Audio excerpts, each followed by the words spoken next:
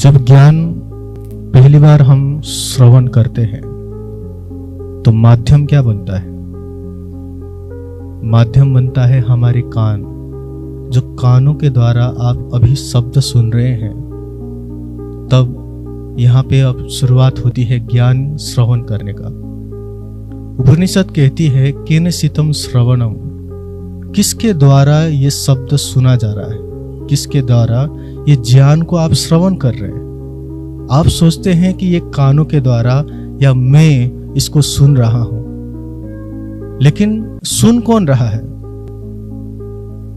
यदि आप ध्यान से इसको चिंतन करेंगे, जब मरण अवस्था में आप सब बनकर लेटे होंगे, तब आपके पुत्र, आपकी पत्नी, आपकी माँ, हो सकता है आपके परिवार रोते रहे, लेकिन फिर भी आप उस समय में सुनने के लिए तैयार नहीं होंगे। आप कहाँ होंगे? आपके कान तो वहीं पे थे। आपका शरीर जो आप मान के बैठे हुए थे, वो भी आप वहीं पे थे, लेकिन फिर भी आप सुनने के लिए तैयार नहीं है। क्यों? क्योंकि आप नहीं सुन रहे। आपके द्वारा, आपको किसी के द्वारा शक्ति प्रदान हो रही है, जिसके द्वारा आप श्रवण कर रहे हैं। वही शक्ति को आपको ढूंढना है। वो कौन है जिसके द्वारा आपको शक्ति प्रदान हो रही है? वो कौन है जो आपको शक्ति दे रहा है और आप यहाँ पे उपस्थित हैं? इतना तो हम कह सकते हैं कि मैं यहाँ पे हूं। ये अस्तित्व तो अभी भी बरकरार है, लेकिन ये जो अस्तित्व है हमेशा के लिए नहीं रहने वाला। सुनियो दुनिया आखिरी, यह 28वें कलयुग है और यह 28वें कलयुग के बाद फिर से सत्ययुग प्रारंभ हो जाएगा। सत्ययुग प्रारंभ होने के पश्चात जिस ज्ञान धारा को आप सुन रहे हैं, फिर से यह श्रवण करने का मौका नहीं मिलेगा। लेकिन अब हमें प्रश्न उठेगा कि ज्ञान तो पहले से ही सत्ययुग से ही प्रारंभ हुआ है, जो प्रथम युग से है, और आज भले ही 28वें कलयुग हो चुका है, लेकिन इसके बाद क्यों नहीं श्रवण करने को मिलेगा? तब यहाँ पे कहते हैं कलिर धन्य कलिर धन्य कलिर धन्य महेश्वर। महेश्वर जी स्वयं कहते हैं कि ये 28वें कलयुग धन्य है, जहां पे वो ब्रह्म मुनि आएंगे, जहां पे वो ब्रह्म सृष्टि आएंगे, जो परम धाम के होंगे। जो परम धाम में स्वयं कौन रहते हैं? परम धाम में रहने वाला स्वयं एक ब्रह्म है, जिसकी आह्लादिनी शक्ति श्यामा जी और श्यामा जी के भी जो अंग है, अर्थात ब्रह्म सृष्टियां, उनके माध्यम से आज के दिन में ये ब्रह्म ज्ञान फैल रहा है। आज उसी ब्रह्म ज्ञान को सुनने के लिए कहा जा रहा है। वैसे तो ब्रह्मवाणी में पहले ही कहा जा चुका है, रेहो दुनिया बाबरी खोवत जन्म गवार, मदमाती माया की छाकी सुनत नहीं पुकार। वो ये कह चुके हैं कि ये सुनने वाले नहीं है दुनिया के लोग। दुनिया के लोगों को तो क्या चाहिए? इसी माया के चीजों की आसक्ति है। इनको यदि ज्ञान की चर्चा भी आप श्रवण कराएंगे तो ये सोचेंगे कि इसमें लाभ क्या मिलेगा। संसार में प्रसिद्धि मिलेगी, संसार में मुझे सिद्धि प्राप्त होगी, क्या मेरे बच्चे को जॉब मिल जाएगा या नहीं, ये ज्ञान सुनने से मेरा धन बढ़ेगा या नहीं, क्या इस प्रभु को मानने से मेरे रोग और दर्द ठीक होंगे या नहीं। यदि ठीक नहीं होंगे तो मान के फायदा क्या है? लेकिन उन लोगों के लिए यहाँ पे पहले कहा जा चुका है कि तुम तो मद में पड़ चुके हो। इस माया के मद में पड़ने वाले के लिए ज्ञान नहीं है। यदि आपको धन और वैभव को बढ़ाना है तो ये ज्ञान आपके लिए नहीं है। आपको यदि इस संसार के दुख से ही मुक्त पाना है तो ये जो ज्ञान यहाँ पे बताया जा रहा है वो आपके लिए नहीं है। ये ज्ञान उनके लिए है जो दुख में रहते हुए भी उस परमात्मा को खोज करता है। वो आत्मा कहती है, दुख रे प्यारे मेरे प्राण को, सो में छोड़े क्यों कर जाए जो लियो है बुलाए। मैं तो उस दुख को बुलाती हूं जो स्वयं मुझे परमात्मा का ज्ञान दे, जो मुझे दर्शन दे, और उस दुख को प्राप्त करने की मुझे इच्छा है। भले ही आज के शास्त्र पढ़ने वाले लोग ये कह देते हैं कि दुख 3 प्रकार के होते हैं, आदि भौतिक, आदि दैविक और आध्यात्मिक, लेकिन वो दुख किसके लिए है? वो दुख सिर्फ और सिर्फ बाहरी शरीर के लिए है, ना कि स्वयं के लिए। क्योंकि जैसे आप गाड़ी में चल रहे हैं और गाड़ी में चलते हुए कहीं ठक्कर लग जाए, उस समय में कार को खरोच भी आएगा, लेकिन आप जो अंदर बैठे हुए हैं आपको कुछ नहीं होगा। लेकिन फिर भी आप क्या कहेंगे? आप यही कहेंगे कि मेरे कार को आपने क्यों कूदा, क्यों टूटा दिया।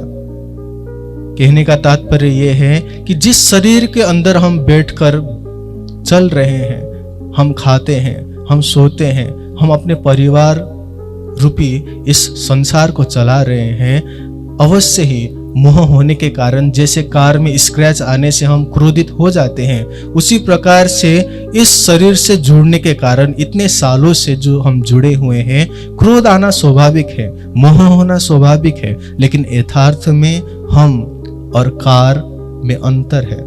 वो कार थोड़ी दिनों के बाद नष्ट हो जाएगा और आप स्वयं उसके अंदर बैठे हुए हैं। इसी कारण से आप जो शरीर रूपी एक गाड़ी है, वो तो साधन था कि आप कहीं तक पहुंचने के लिए, लेकिन हमने तो यही सोच लिया कि ये गाड़ी ही मैं हूं। यदि मैं ये कह दूं कि ये जो माइक मैंने पकड़ रखा है कि मैं ये माइक हूं, तो आप क्या कहेंगे?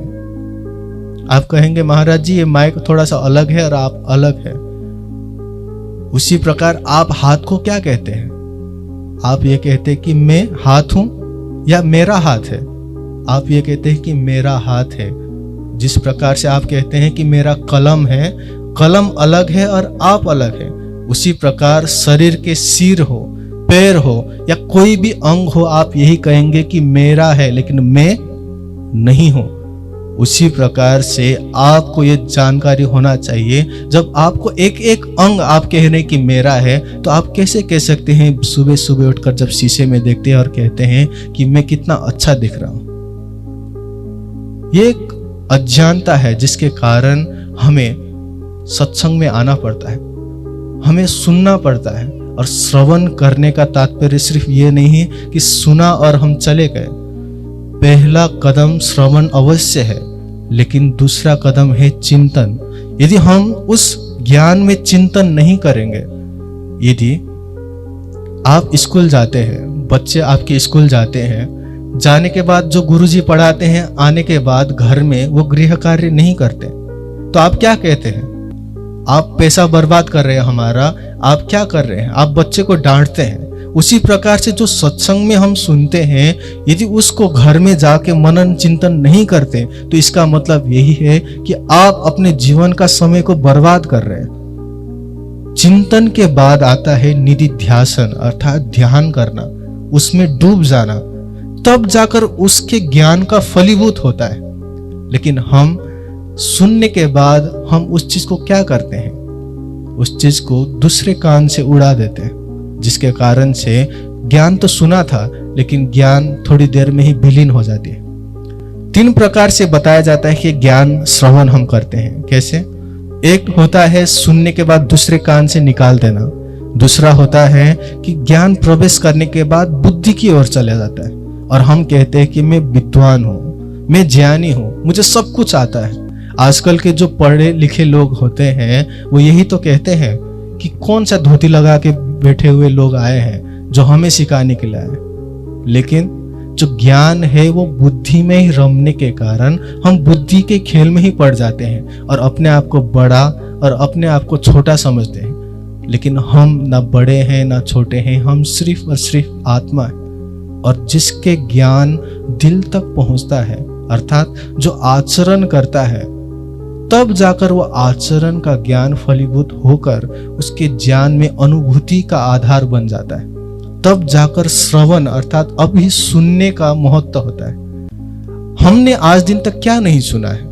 आज दिन तक हमने ये तक सुन लिया कि परमात्मा है, वो एक परमात्मा है जिसको हमें पूजना चाहिए और उसका ज्ञान चिंतन और मनन करना चाहिए और उसको प्राप्त करना चाहिए। लेकिन श्रवण करने के पश्चात, इतने साल बीतने के पश्चात भी क्या हमें अनुभूति हुआ? क्या हमने राज्य का दर्शन किया?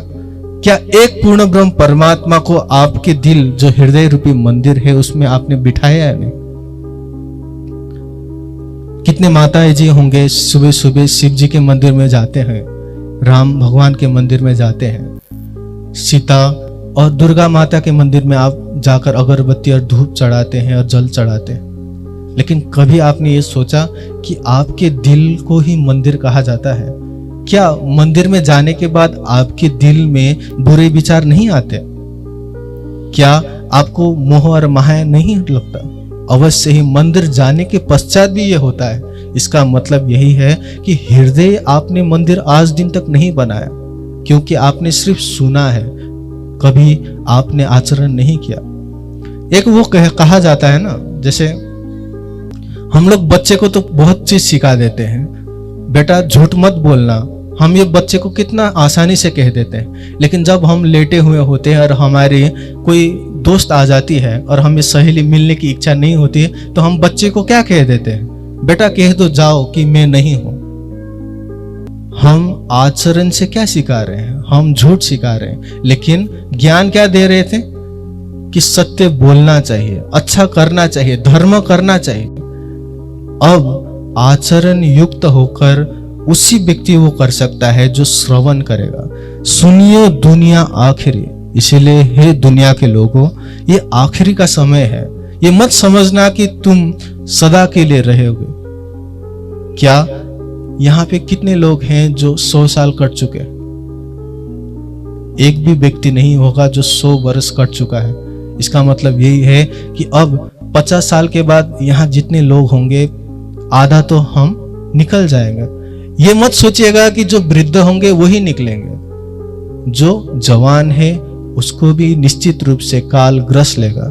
जो बच्चे हैं, छोटे हैं, चाहे वो 2 साल का ही क्यों ना हो या 1 साल का ही क्यों ना हो, वो भी थोड़ी देर में हो सकता है वो ना रहे। ये कड़वा सत्य है। और जो इस सत्य को जान लेगा वही भाग सकता है, वही सुन सकता है, वही श्रवण कर सकता है। सुनियो दुनिया आखिरी। तो 28 कलयुग में जो ज्ञान प्राप्त हो रहा है, इसको श्रवण करके भी यदि आप, जैसे आपको मीठा सा एक चॉकलेट दिया जाए और चॉकलेट देने के बाद आपने कहा कि ये कितना अच्छा है, कितना सुंदर रैपर में बंधा हुआ है, चखने में भी कितना मीठा लग सकता है, ऐसा लग रहा है, लेकिन आपने कभी खाया ही नहीं तो आपने बखान भी सुन रखा है, आपको लगता ही भी है कि कितना अच्छा है, लेकिन यदि आप नहीं खाएंगे तो आपको कभी स्वाद मिलने वाला नहीं है। तो इसीलिए सुनियो दुनिया आखिरी, भाग बड़े है तुम। यदि तुमने ये जाना कि तुम्हारा भाग्य बड़ा है और तुमने आज इस समय में उस 28 कलयुग में जन्म लिया है, और वो भी किस में?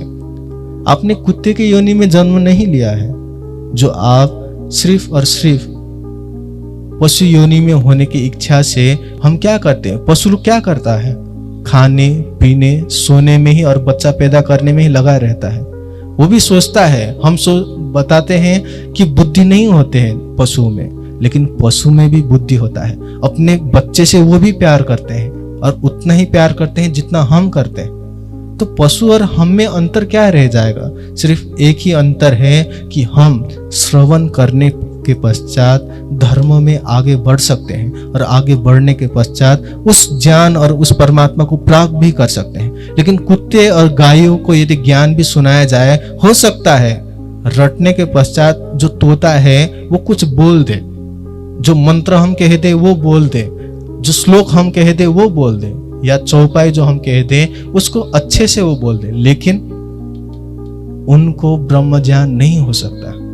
आज हम भी क्या कर रहे हैं? श्रवण करने के पश्चात हम भी तोते के जैसे ही रटा लगा रहे हैं। ब्रह्म ज्ञान का, गीता का, भागवत का अनेकों ज्ञान हमने सुन लिया, राम कथा सुन लिया, हमने महाभारत सुन लिया, लेकिन फिर भी तोता के रूप में हम बोलते जा रहे हैं। लेकिन उस ज्ञान को हम हृदय रूपी मंदिर पे धारण नहीं कर रहे हैं, जिसके कारण पशु की योनि और हम में कोई अंतर नहीं रह जाता।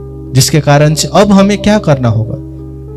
हमें यही करना होगा कि जब हमने मनुष्य शरीर धारण कर लिया है, इस 28 कलयुग हमें मिला है, जब ब्रह्म ज्ञान इस समय में हमें मिल रहा है और हमें ज्ञान मिला हुआ है उस परमात्मा का, तो अवश्य ही अब उस चीज के लिए हमें क्या करना चाहिए?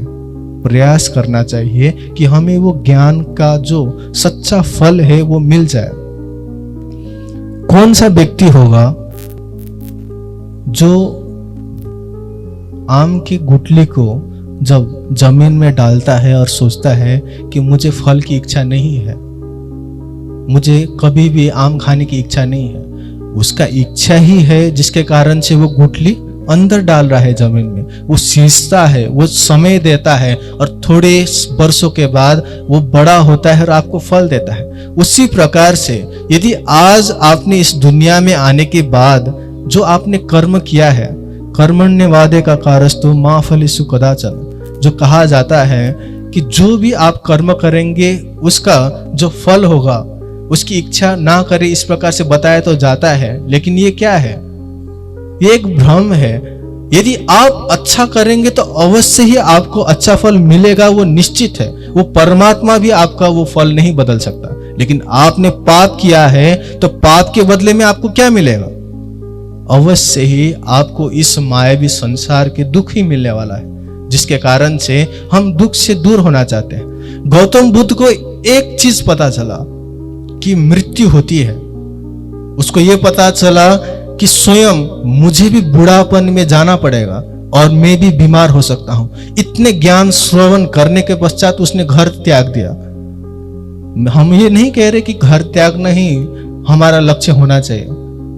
हम सिर्फ ये कह रहे हैं कि माया से परे उठकर भी, गृहस्थ में रहते रहते भी, इसी दुनिया में रहने के पश्चात भी हम उस परमात्मा से जुड़ सकते हैं। क्योंकि ये जो शरीर है यही ब्रह्मांड है।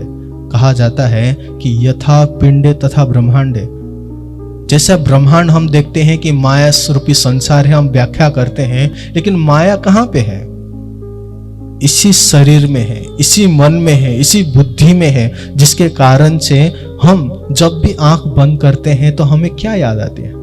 इसी मोह रूपी जाल के ही संसार की बातें याद आती हैं, ना कि हमें भगवान की बातें याद आती हैं। सुनियो दुनिया आखिरी, भाग बड़े हैं तुम, इसीलिए तुम्हारे भाग्य अत्यंत बलवान है। याद करो तुम साथ जी, हाथ आए अवसर जी। तुम याद करना कि तुम किस प्रकार से अपने आत्मा को, जब ब्रज और रास में गोपियों के रूप में तुम थे, तो आज उसी प्रकार से तुम्हें ये तीसरी तकरार में अवसर प्राप्त हुआ है कि तुम्हें ये जानकारी प्राप्त हो कि तुम कहाँ से आए हो। स्वामी जी हमेशा कहते हैं और धामधनी भी कहते हैं कि हद पार बेहद है, बेहद पार अक्षर, और अक्षर पार वतन है, जागे घर। ये ज्ञान किसको है?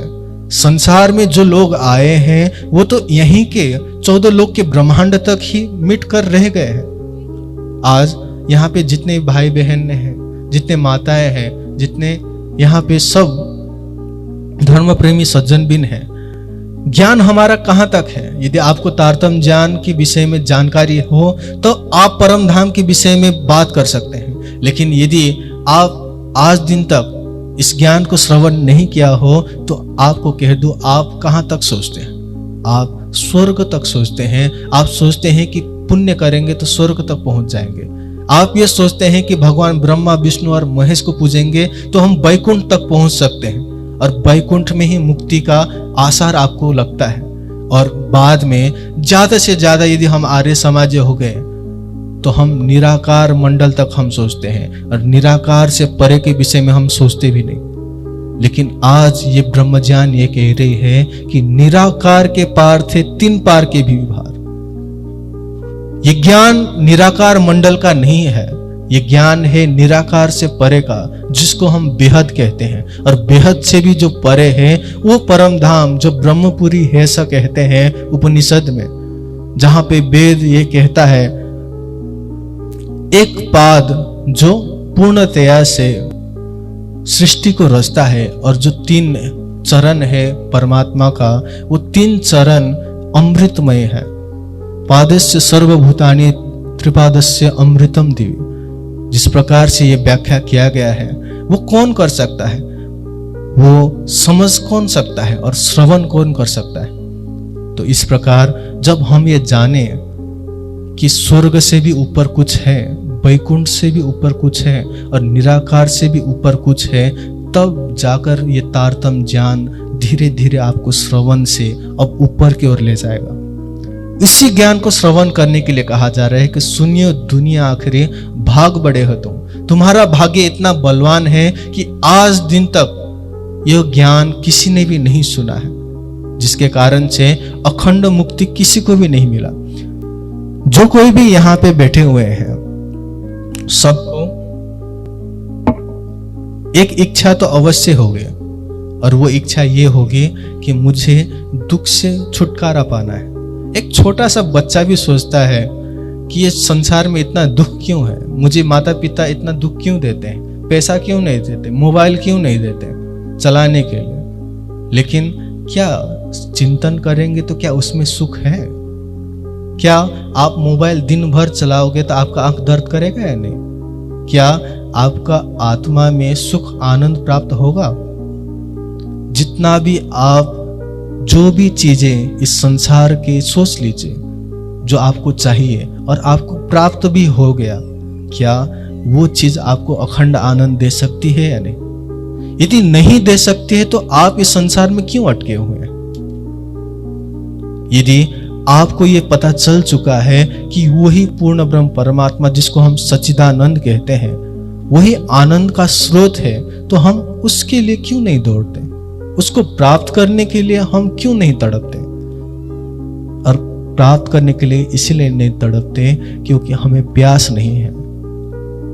हम इस मायावी रूपी जल को ही पीकर बैठे हुए हैं, जिसके कारण हमारा पेट भरा हुआ है। और भूखे व्यक्ति को ही जब भूख लगती है तब वो माँ के पास जाता है और कहता है कि मुझे भूख लगी, कुछ दे दो। यदि कुछ नहीं देते तो रोता है, छटपटाता है, तब माँ को भी देना ही पड़ता है। उसी प्रकार से हम जो आत्मा है इस दुख रूपी संसार में जिस प्रकार बैठे हुए हैं, हम माया रूपी दुनिया की चीजों को खाकर बैठे हैं, पीकर बैठे हैं, जिसके कारण से हमें ना भूख लगी है। जब ब्रह्म ज्ञान भी दिया जा रहा है तो वो तड़प नहीं आती है। लेकिन जिस दिन हमें आनंद का भूख लग जाए, प्यास लग जाए, तो प्यासा व्यक्ति अवश्य ही दौड़ लगाएगा। प्यासा व्यक्ति को कहना नहीं पड़ता कि पानी कहाँ पे है, वो खोजता है। इसीलिए तो धामधनी कहते हैं, खोज बड़ी रे संसारे तुम खोज रे साधु, खोजत सदगुरु पाइए, सदगुरु संग भरता। यदि तुम खोज करोगे तभी तो अमृत मिलेगा। कहते हैं खोजोगे तो पत्थर में भी भगवान मिल जाते हैं। तो आपको जब यहाँ पे ज्ञान सुनाया जा रहा है और ज्ञान के द्वारा आपको ये बताया जा रहा है कि हम यह ज्ञान इस 14 लोक के ब्रह्मांड के विषय में नहीं कह रहे हैं, हम ये ज्ञान शिव जी, ब्रह्मा जी और विष्णु भगवान से परे के विषय में कह रहे हैं, हम अवतार के विषय में नहीं कह रहे हैं, हम सिर्फ और सिर्फ एक ब्रह्म के विषय में कह रहे हैं। और कहते हैं जो कबो कानो ना सुनी सो करो दीदार खसम। आज दिन तक जिस कभी किसी ने भी ये ज्ञान नहीं सुना, उस ज्ञान को सुनिए। जो स्वयं कौन आए, वो खसम आए, वो प्रियतम आए, वो प्राणनाथ जी आए। और ये प्राणनाथ जी स्वयं इस धरती में आने के बाद वो क्यों आए? तुम ही उतर आए अर्श से, तुम ही क्यों मिला, तुम ही दही शुद्ध अर्श की जो अर्श में है आप। स्वयं धामधनी आकर ही बता रहे हैं कि हे प्रियतम, हे आत्माओं, कि परम धाम जाने के लिए अब निश्चित रूप से तुम तैयार हो जाओ। क्योंकि हम स्वयं कहाँ पे हैं, हमारा चेतना कहाँ पे है? हम स्वयं परम धाम में बैठे हुए हैं और हमें अब इस धरती को छोड़कर आगे बढ़ते हुए धामधनी को पकड़ना है। लेकिन बात आती है माया छोड़ने का। हम सोचते हैं कि क्यों माया भी पकड़ के बैठे और धामधनी को भी पकड़ के क्यों ना बैठे, दोनों तो मिल ही रहे हैं, तो दोनों ही साथ साथ में लेकर चलते हैं। लेकिन धामधनी क्या कहते हैं, या अर्श लो या दुनिया, दोनों ना मिले एक ठोर। तुम लोग को लगता है कि तुम माया पकड़ के मुझे भी पकड़ सकते हो, ऐसा नहीं है। या तो तुम्हें माया लेना पड़ेगा या तो तुम्हें परमधाम का ज्ञान लेना पड़ेगा। तुम सोचोगे कि मुझे परमधाम का ज्ञान भी चाहिए और तुम्हें माया भी चाहिए, तो इतना लोभी होने की जरूरत नहीं है। तुम्हें सिर्फ एक मिलेगा। अब तुम्हें निश्चित करना है कि एक तुम्हें क्या चाहिए। आज तर्क देने वाले लोग इस प्रकार से तर्क देते हैं कि दोनों ही बोट को, जो नाव है, नाव को हम रख देंगे, एक सांसारिक नाव है, एक आध्यात्मिक नाव है, तो एक साथ हम आगे बढ़ाएंगे तो दोनों पैर साथ साथ में बैलेंस हो जाएगा, तो आगे जल्दी से पहुंच जाएंगे, क्योंकि 2 इंजन है।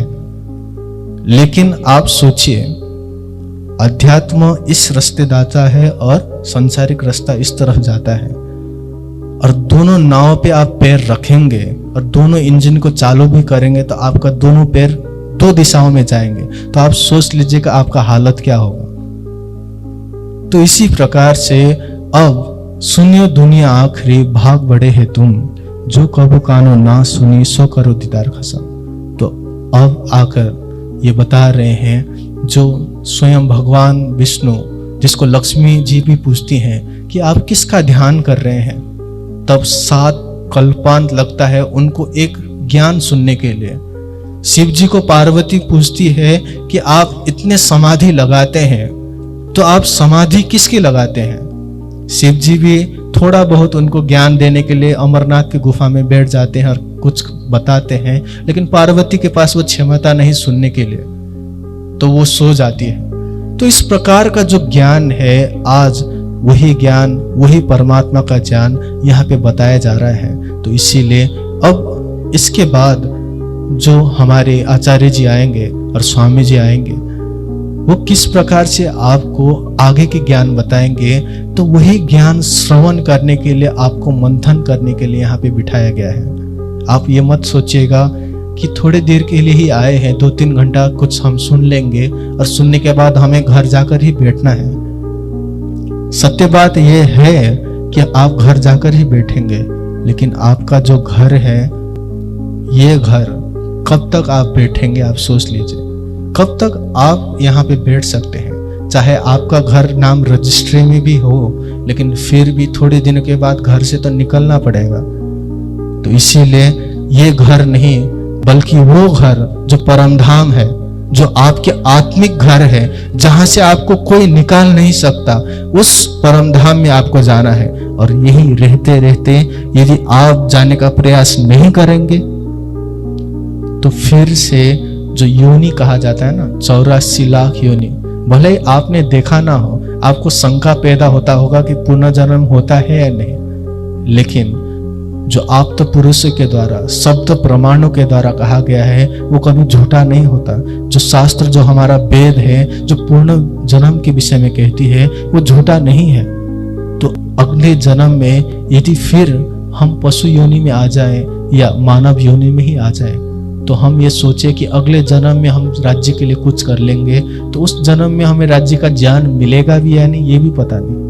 तो इसीलिए इसी जन्म में, इसी समय में, चाहे हम वृद्ध हों, चाहे हम जवान हों, या चाहे हम 12 साल 5 साल के बच्चे ही क्यों ना हो, लेकिन फिर भी हम इसी समय से दौड़ लगाएंगे, चलने का प्रयास करेंगे, तो अवश्य ही धाम धनी को प्राप्त कर सकते हैं। इसलिए अंतिम में कहा गया है, सुता होए सो जागियो, जागा बैठा होए। जो सो रहे हैं वो खड़े हो जाए और बैठिए, बैठा हुआ हो तो खड़े हो जाइए, और खड़े हुए हो तो चलना प्रारंभ कीजिए, और जो चल रहे हैं वो दौड़ना प्रारंभ कर दीजिए, क्योंकि समय किसी के पास भी नहीं है। तो इसीलिए यदि आप चाहते हैं कि उस परमात्मा को प्राप्त करें, तो यह ज्ञान है जो आपको हद पार, बेहद और बेहद पार, अक्षर और अक्षर पार उस परमधाम की ओर ले जाने का प्रयास कर रहा है। बस आपको हाथ देने की जरूरत है, आपको पुरुषार्थ करने की जरूरत है, और आपको सच्चे चिंतन के द्वारा ध्यान करने की जरूरत है।